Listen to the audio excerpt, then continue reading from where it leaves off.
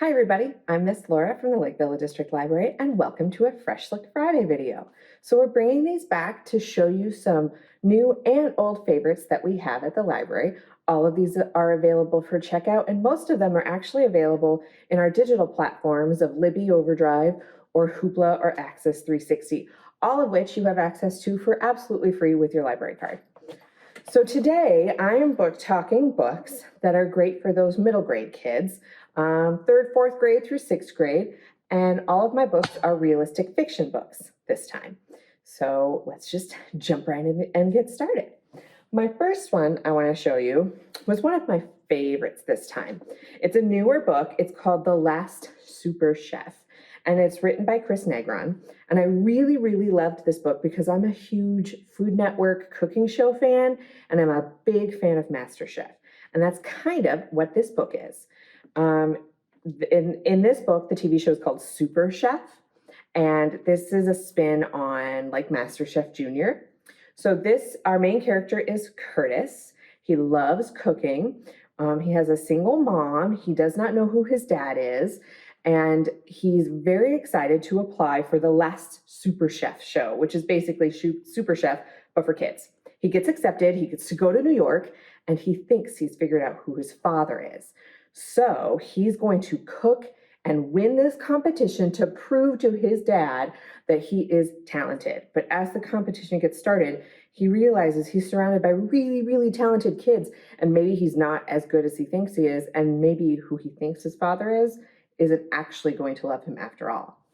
If you are a fan of MasterChef Junior, any cooking show at all, any food, definitely check out The Last Super Chef. Okay, next we have Frankie and Bug. Loved this story. It's very mysterious. It's a great book for family and friendships. Bug is 10. She's very excited about the summer. The past couple summers, she and her brother have spent every summer at the beach. They get to hang out and play together. It's great. But this year, Danny, her older brother, has decided he needs some space. He is too old to hang out with his little sister. So she is alone. And because she's only 10, her mom won't let her go to the beach by herself. Well, their neighbor, Philip, has his nephew come stay with them for the summer, Frankie.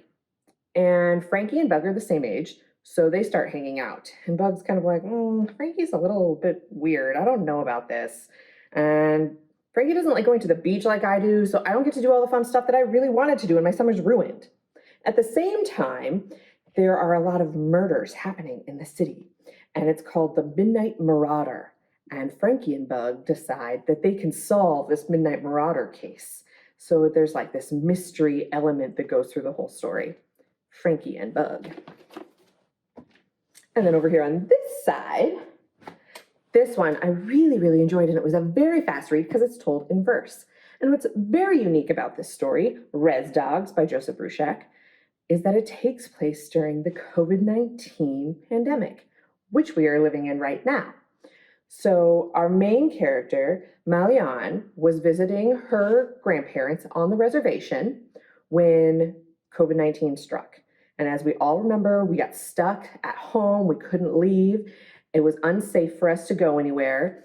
And so she is stuck on the reservation with her grandparents. She's not allowed to go home.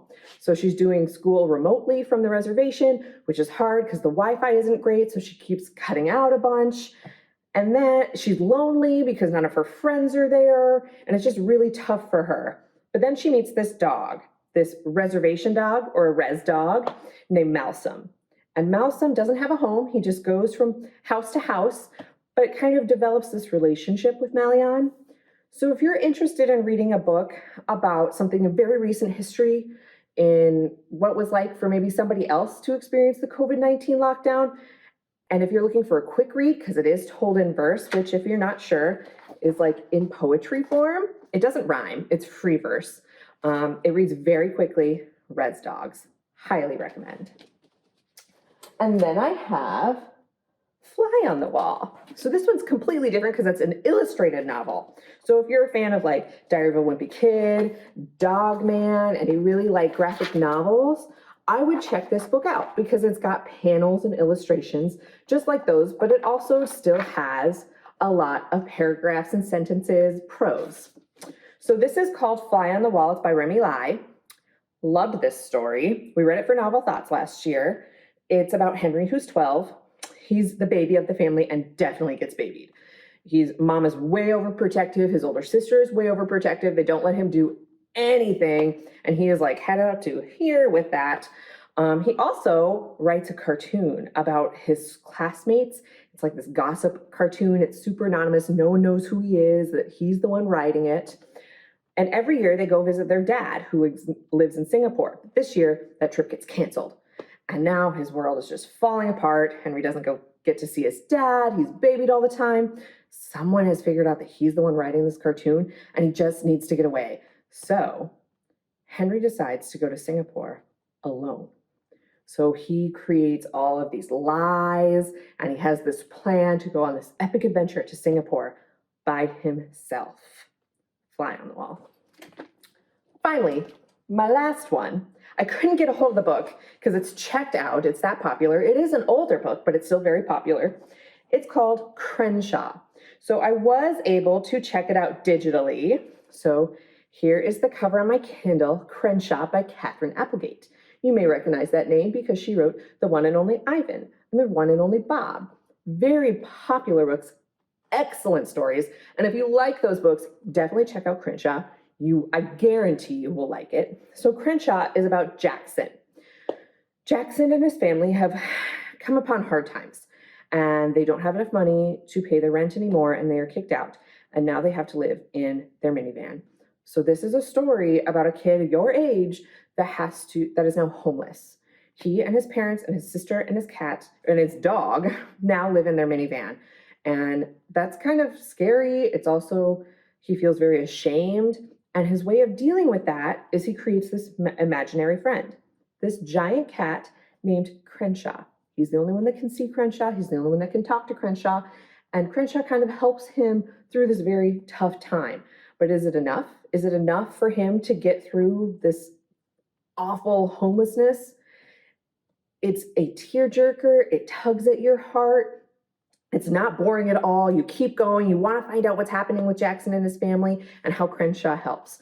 So if you really like One and Only Bob or those really heartwarming stories, check out Crenshaw by Katherine Applegate. That's all I have for you this time. I'll be back next month with brand new middle grade stories. And in a couple weeks, I'll be back with some of young adult books. So I'll see you then. Bye.